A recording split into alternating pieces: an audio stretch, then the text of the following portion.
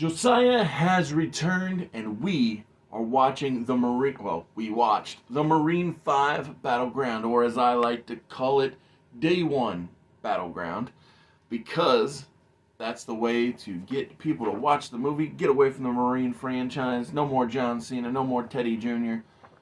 But this movie that ran 1 hour, 28 minutes. After that open rolls, we're going to break it down. The Miz, Jake Carter, well, he's on day 1 of a new job, and let's see how it goes.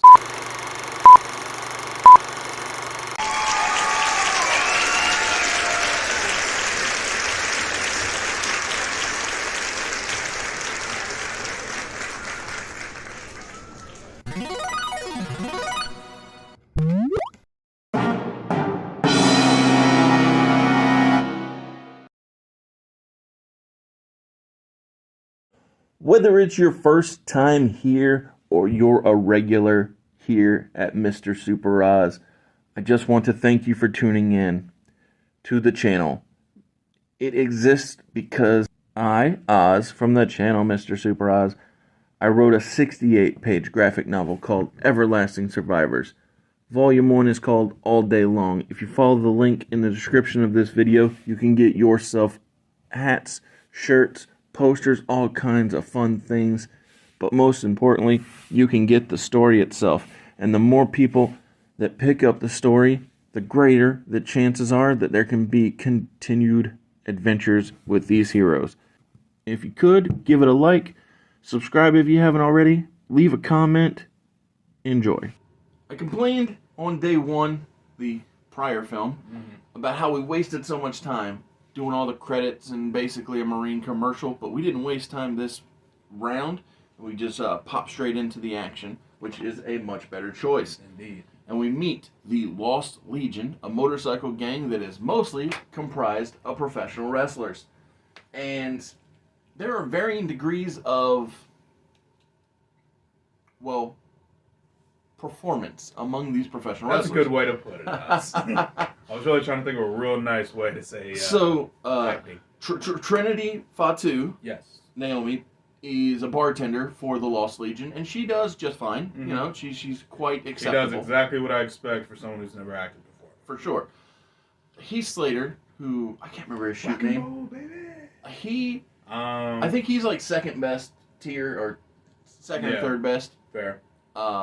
Let me look up Hughes for a Yeah, it's fine, it's fine. But Joe Henning, Curtis Axel, he is either second or third best, but the number 1 best wrestler in the Lost Legion is... His name is Heath. Oh, that feels right. Yeah, Heath Miller, right? Heath Miller. Yeah. Yep. So the number 1 best wrestler in the Lost Legion is a wrestler by the name of Bo Dallas. Tyler Rotundo is the standout, which is so amusing to me because in the past, the villains were the best actors cast for this franchise. Yeah. Whether it be Robert Patrick from the first one or oh come on, who was his underling? Manu Bennett. Oh yeah. So in the first film, both those actors were superior to John Cena. To be fair, Cena was new to acting. Oh, absolutely. I think John Cena now can make a better Marine movie. If it would be amazing. So it would be amazing if they just said, you know what, we got these dollars that they're burning a hole in our pocket. Come on, John, let's remake this movie. Let's knock it out of the park. Let's knock it out of the park. Oh my goodness. About to say, we'll give you an actual budget. I'll have you act with the same people. It'll look just as good. You guys will just be a little older. Well, so to me, I would close it out, right? So what I would do is, so I haven't watched the Marine 6 yet, but assuming we'll get there. Assuming Shawn Michaels lives, imagine a world where old man Shawn, retired Marine, recruits John Cena, who's out of the Marines, Jake Carter, and introducing the newest Marine, Cody Rhodes. And so we're going on this. He's gonna have to re-dye his hair. Well, I would also put makeup over his. I forgot about that giant ass neck tattoo. Yeah, just to. I do forget about that just occasionally, because it's for the best. Yeah, it's for the best. But my point was that in the past, the best actors in the movies, whether it be Marine 1, 2, or 3 were always, heck, even 4, were always the actual actors because that makes sense. That's what they do. I would hope so. But this time, the standout to me was Bo Dallas. Yes. Tyler Rotundo. Was it Tyler? I don't know. Whatever. Might be Tyler. Mr. Rotundo he's so great at articulating his points. He has such a great delivery. It makes me believe. yes. That is, and that's the thing is like, what makes him so good in this Lost Legion biker gang presentation is because he's just basically a no good, nasty, dirty heel. Which, is a very wrestling thing. For sure. But it amused me so much that this generational wrestler was so good at acting, and I didn't see it coming. He's got levels to him. It makes sense though, because even like his brother Bray, R.I.P. Yeah, absolutely. But like he was like a horror movie villain, so I feel like the family has some solid acting chops. That's true. Yeah, it's proven. It's a proven fact. Yeah. And so the current top guy from the biker gang gets taken out. I forget his name, but he, because he's there for a very short amount of time. I was about to say I had never learned his name. But that is the prompt to what makes the movie go on. So these two guys are in a truck. They take out the biker gang guy, and then they get they both get shot. One dies and the other one is wounded. You got it. They end up, the one who is wounded calls for help. Ambulance. I'm dying. Ambulance, EMT show up. That's the Miz's new job. This is day one of his new job as an EMT. That was the first day. As a matter of fact, on the first day of his job, his wife is in a car accident. Not his movie wife, but his real wife, Maurice. I didn't know this. What? Oh, Maurice is the blonde that was in that car accident.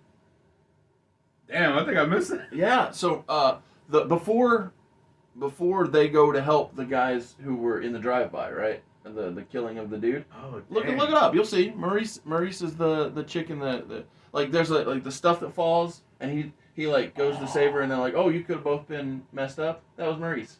Yeah. Shit.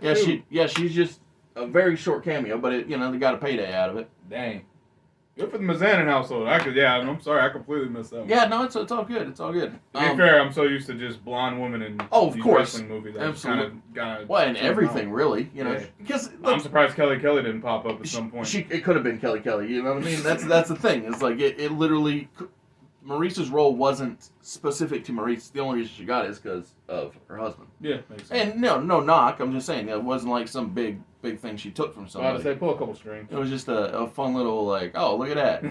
And so anyway, the point is, nifty. Okay. Day one of Jake Carter's new job, him and his partner get called off to go to help, and it's not called in as a shooting because they don't want the cops there. Mm-hmm. And so when they pop in, at first his partner thinks that it's a prank because they're at an amusement park and they can't find the person who needs help. And they're not amused. They are not amused. I like that. But once once they find the victim, or both victim and perpetrator, because they're the same one and the same. I'm about to say. It gets revealed that this is not a prank, and basically the amusement park becomes the Battleground, which is in the title. And they do so much with so little in this film, and I think that is a testament to what WWE studio films need to do, which is the whole less is more concept.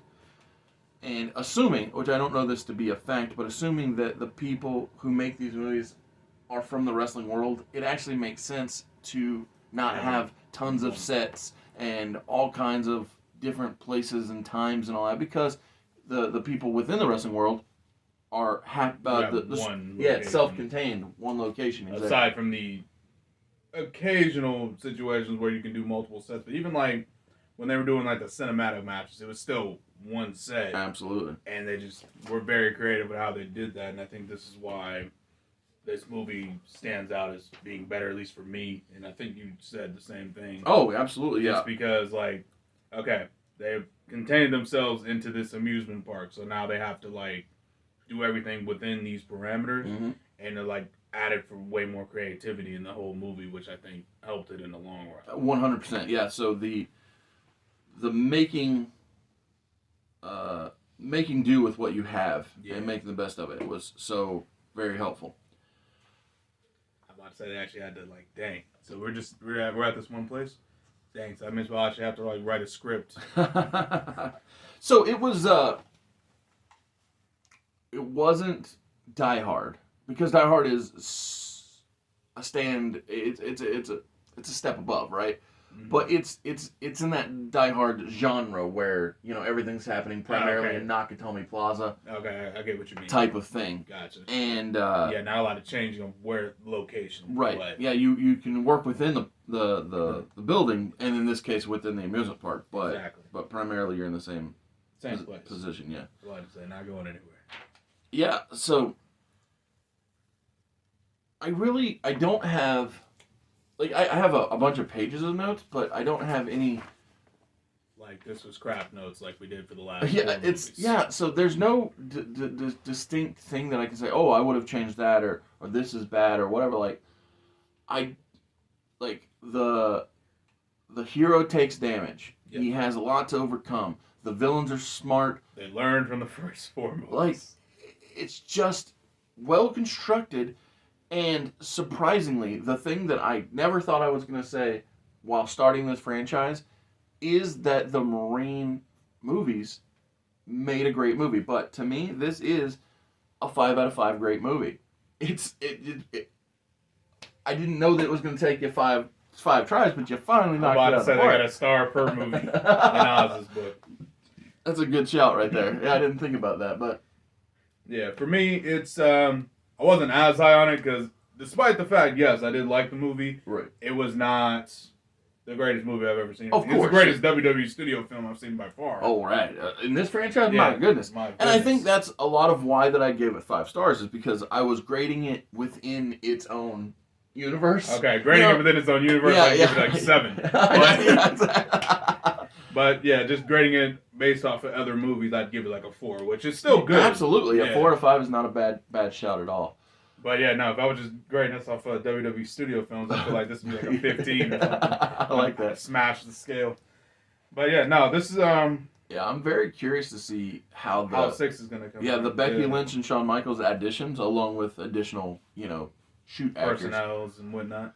So thank you for taking this journey with me. For sure. Because we're almost done. Yeah, we're almost done with the Marine franchise, and hopefully 6 doesn't disappoint. I hope it doesn't disappoint. But I haven't even watched the trailer for it yet, so the trailer is fine. It's fine. So. Yeah, it's doesn't make you want to watch the movie. So no, it's the exact premise of all the rest of them. Great. Bad guy do bad guy thing. Marine does Marine thing. Yeah. But yeah, I look forward to seeing what choices we make when it comes to the WWE Studio Slam after this is over, because it was a struggle to get through this series, and so I'm gonna try my best to, like, every other one be better. Like, okay, this one I know is good. Like the Rundown, right? The Rundown. I remember the Rundown. Not a bad movie at all. Yeah. And then we'll put up like a Knucklehead, like a movie that isn't good.